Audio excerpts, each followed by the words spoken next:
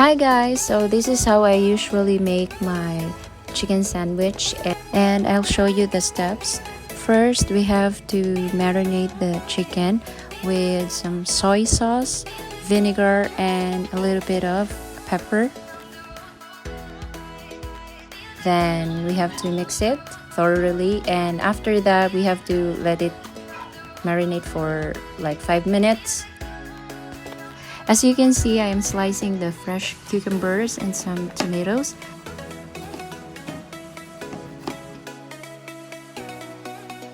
So, putol-putulo na to ni siya, guys.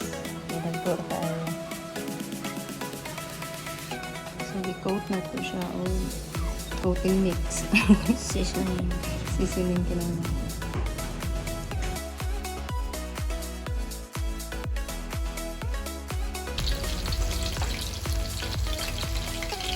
So, maoni ang naprito. So, next is mag-mix ko mayonnaise and ketchup.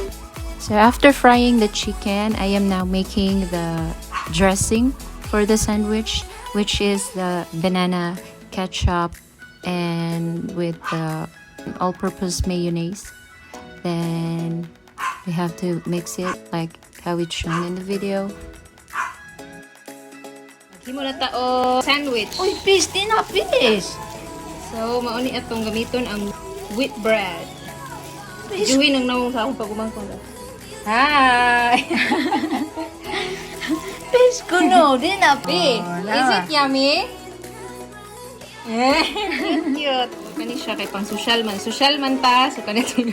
Hati. Later. Just wait for tita. So, nanghinaw na ko gahapon. It's very easy na siya, guys. You need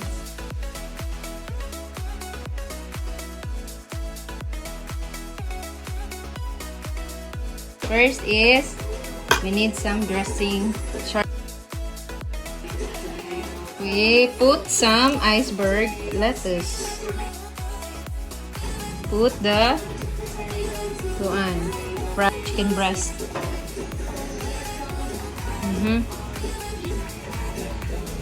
Tangan na sad. Para lami gidya, guys. Plus, some tomatoes. Look at that. So yummy. Wow, marag pang tuan. Pang restaurant ako ang tuan. Look at this, guys. Wow. It's so yummy.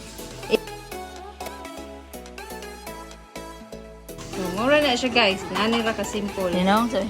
So this is how I make my chicken sandwich a la Nimer, and I hope you like the video. Thank you for watching.